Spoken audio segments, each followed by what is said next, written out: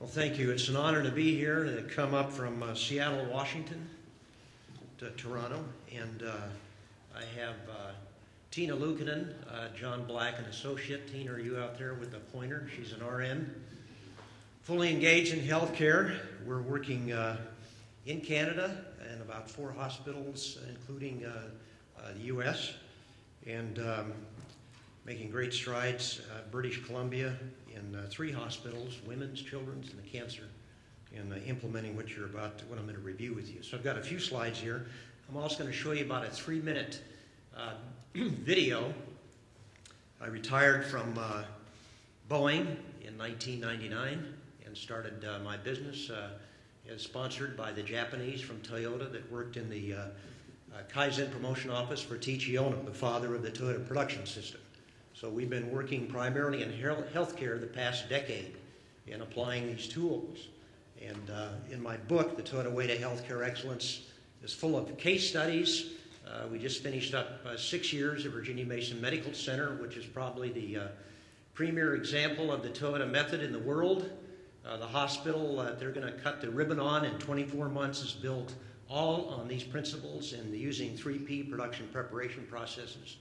We just finished up 5 years at Park Nicollet Health System and are starting on other systems. We're also working with a healthcare payer, finishing up 5 years as well in a premier insurance, reducing lead time on claims transactions. So I think, let's see, someone is advancing the slides out there, right? No? I am. Okay, use the... just the next one. Okay. High tech. So improving efficiency and quality using the methods of the Toyota production system. And for us, it includes past decade, we've taken approximately 500 healthcare leaders to Japan. Part of our certification process when we go into a healthcare system is the downstream at about the 18-month date point of time. From when we start is a 14-day trip to Japan, studying again Toyota methods with the Japanese. So what is lean? Right from the Toyota factory, Toyota corporate headquarters, I'll just read it quickly. I don't like to read slides, but you may not be able to see that.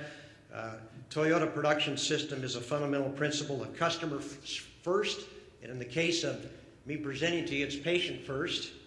Is alive in all Toyota plants with Jidoka and just-in-time as the 2 main pillars. We are pursuing high quality, short delivery time, and high productivity to the twin concepts of both applying all of our technologies and thoroughly eliminating muda, waste, and I'll go over some examples of that. At the same time, we aim to minimize as much as possible the environmental impact of our manufacturing activities. So they set high targets and they use continuous improvement. All Toyota plants have 0 land waste. Nothing goes to the land waste as compared to our plants in the U.S. I don't know about yours up here, but that's a major, they've been doing that for decades, so they've been a major contributor to the green movement. So Ticchiono's 7 ways, this is what we follow in healthcare. If you read my book, you can see specific examples of those 7 ways: overproduction, time on hand. Ann talked about the patients waiting, transportation, transporting patients, movement, waste of time, inventory. One of the comments was made about physicians, some say, well, the physicians are the problem. And what I'll say to you is our experience the past decade is that they are not the problem, either are the nurses. In British Columbia, Dr. Jeff Blair, who heads up, who's chief of surgery at Children's, is working every 8 weeks. He heads up a team on reducing inventory. So there are many examples we have of physicians that are right in the mix of this. We say it's 1/2 less everything. Jim Womack and Jones from MIT wrote Lean Thinking, and they talked about the target ought to be 50% reduction. And that's usually what we get working in a model line, and I'll talk about what a model line is. And we focus on reducing lead time, and our targets are usually 50% reductions that we want to achieve in 5 days.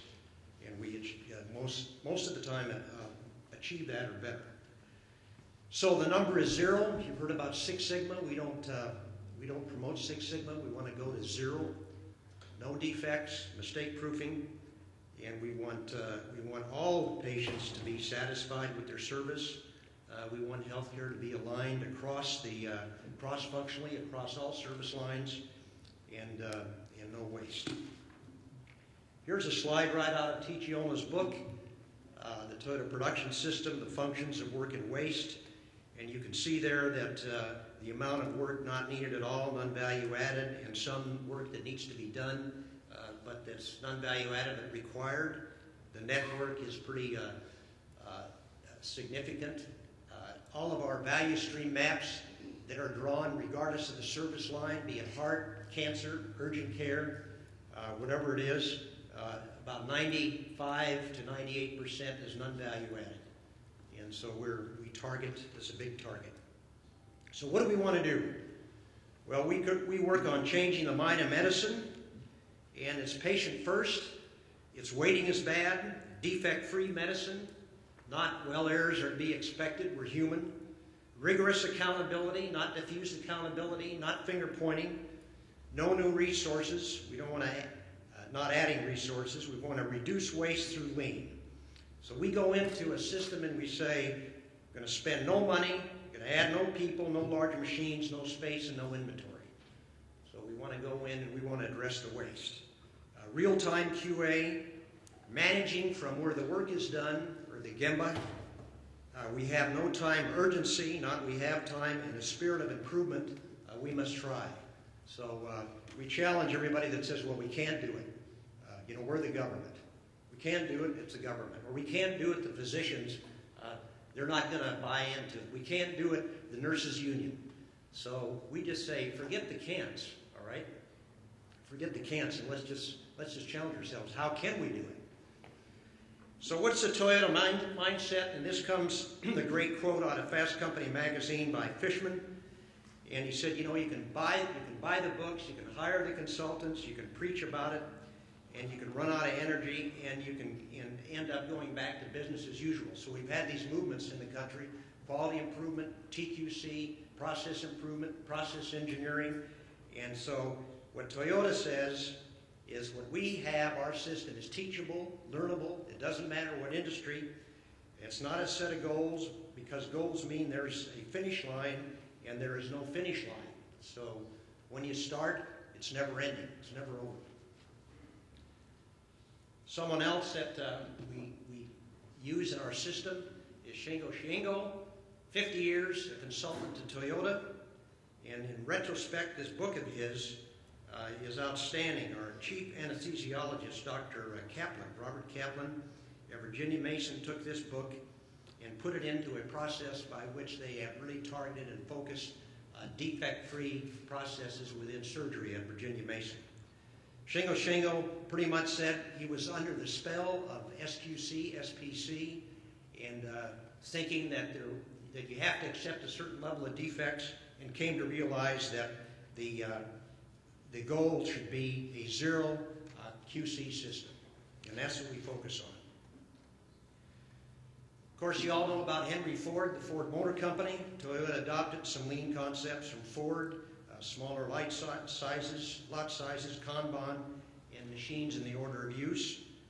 We also know about Duran. Dr. Duran, who died last year, is 103, and he went to Japan in the mid-50s, and he was preceded by Dr. W. Edwards Deming, which I think many of you have read, father of the third wave of the Industrial Revolution, and who really taught the Japanese, laid the groundwork for their quality control system. And so they had a target at that time that in 36 months they would exceed the targets of lead time by over 10%, 20% of the big three automakers, and they achieved that. So Deming, the Deming Prize. Mention was made of Dr. Berwick, who has talked about Toyota, and he said we need to design a continuous flow of work for clinicians and a seamless experience for our patients. So we look at what's the target? Well, the most important thing is patient safety, all right?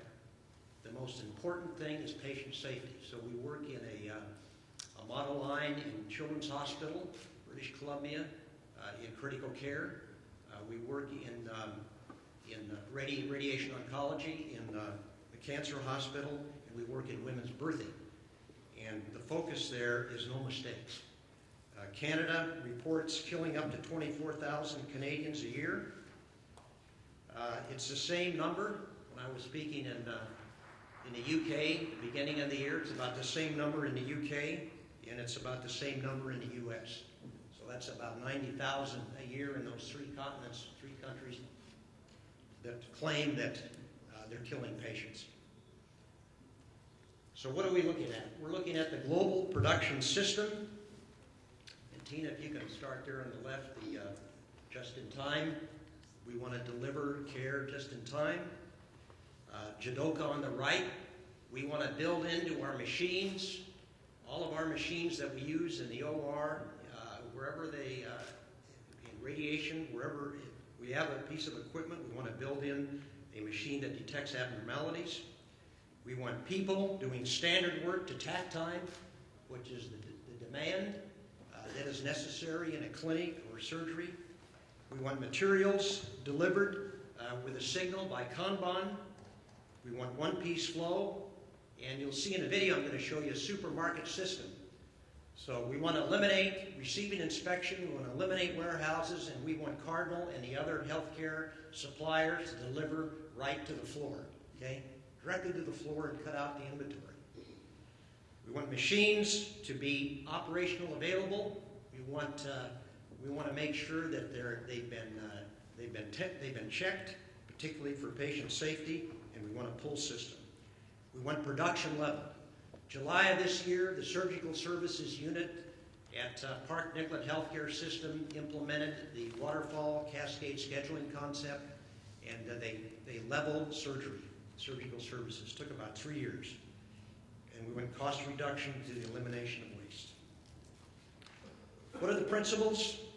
Establish tack time production. Establish the rate of demand by the patients, the number of patients that you need to see, and when they need to leave the clinic or surgery, whatever it might be, one at a time, and you want a pull system rather than a push.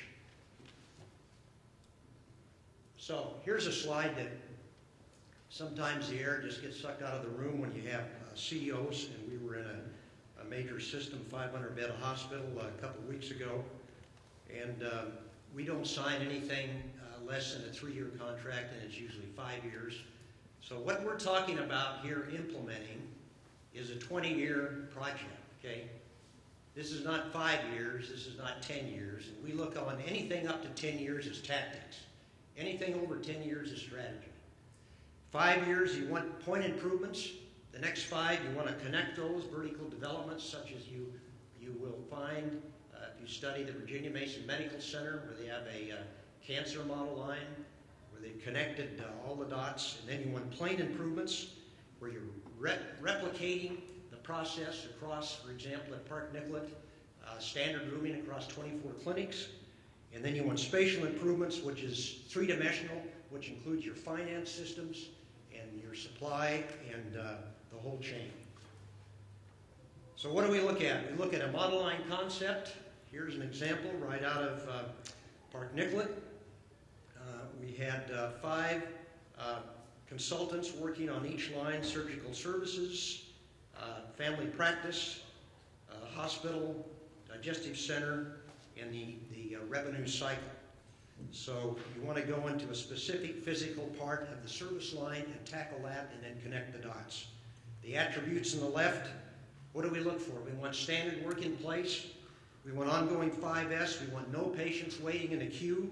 We want patients seen on demand. We want reduced non-value added or clinician work. We want patient satisfaction going up. We want visible daily management. We want outcomes measurement. We want load leveling. And we want the work to have a strategic impact in the overall focus and vision of that hospital or healthcare system. So what do? This was a PowerPoint. What you'd see first in the OR is we target a specific part of the service line where the patient leaves. The patient is at the end of the service line, in this case the OR. We start Kaizen. We move up the hospital health care, but then we focus on standard work within that OR element, the surgical services, for example. The third thing is we take a look at where does Kanban apply, pull system or inventory, and then 3P. 3P is what we call a kaikaku, where you go in and just blow up the value stream, or you're going from, you got a greenfield operation process, for example, a new hospital at Virginia Mason where you're starting from scratch. If you look at healthcare, here's a diagram, a value-added line. Here is a process for receiving ultrasound in a clinic. And there's before rapid improvement, and there's afterwards. Pretty dramatic. So we tackle the 7 flows of medicine. The flow of patients, providers, medications, supplies, information, equipment, and the flow of process engineering. And you might say, well, what's that? What's process engineering? Well, the process engineers are the physicians. And if you can't go into a healthcare system and create a pool where the physicians say, this is something I want to do, this really makes sense, you've shown me a lot of data, you've given me the tools and method, this is going to help me provide better health care to my patients and to give me more time with my patients. If you can't do that, you can't do what I've just talked about up to now. Okay? So they are the process engineers. It's not some consulting company. It's not somebody from outside the organization or some guru. It's the physicians. And they have to accept this and create the pull system, and then it works. Otherwise, forget it. It's not going to work. So we did this at Boeing. I directed the Kaizen promotion office there for about 20 years. We made significant strides. We brought in the Japanese finally in 1995, starting off with 365 consulting days a year. And reading the paper early this year, Bombardier, your aircraft manufacturer up here, just took 75 execs to Toyota and came back and said, we're going to put in the Toyota production system. And they're a great manufacturing company. We had a lot of waste to work on, as you can see there. Just the distance traveled of our operators, we reduced 6,853,000 feet in about a 24-month period. And we started off with $14 billion in inventory. On the 737 line, we'll show you that video here in about 5 seconds. There is no more receiving inspection. There's no more warehouse. And we went over to Japan. We came back. It took us 10 years. I was there for 5 of us, and we put in this line. That line, prior to 9/11, the attack on the World Trade Center was producing 24 737s a month. After 9/11, it went to 4 a month, and that was the only line in the Boeing company that was continuing to make a profit. So here's Dr. Gary Kaplan. I don't know if any of you have ever heard him speak. He takes, just this year, he took a team of 35 to Japan, on his 12th trip that he's led over there. I'm taking Sarah Patterson, the Chief Operating Officer, in a group of 10 in March. He took, among that group of 35 were 10 doctors from the UK that he's been working with the past 3 years. So their activity, we started in the year 2000 through 2006. You can see the number of events we held. Ended up with 2006, 250 that year. Every 8 weeks in our clients we do on per line 4 events, 4 5-day events. Here's a sampling of results, 2002 to 2006. Lead time, 98% reduction.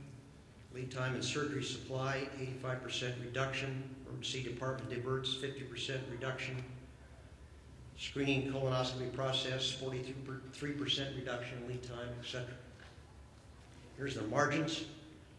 Even though it's been a tough financial year in the U.S. for healthcare systems, Kaplan reports this year the same margin, about 14% is their margin, 2009 so far. Park Nicollet, got a little case study here just to go through an example. This is surgical services. One thing we like to tackle is the standardization of instruments. In this one, this is the reduction of unused instruments, supplies across all surgical specialties using these 5-day events. The team involves surgeons, involves supply people. We ended up with an 18% reduction in process instruments, translates to 79,530 fewer instruments handled and processed per month. And follow-up implications, all of our teams, the work that we do, we have 30, 60, 90, and 100-day audits. Time saving, you know, you say, well, a second, what is that? It's nothing. That is me, you know, it's second, a minute, what are you talking about? Well, that's 79,530 fewer instruments, translates to 2,600 fewer instruments per day, 20,917 second savings per day, or 349 minutes. So it's pretty significant when you apply that across all service lines in a healthcare system. What have we learned? Lessons learned. Massive organizational change requires classical change management. Time measurement's important. Clinicians spend a lot of time on rework.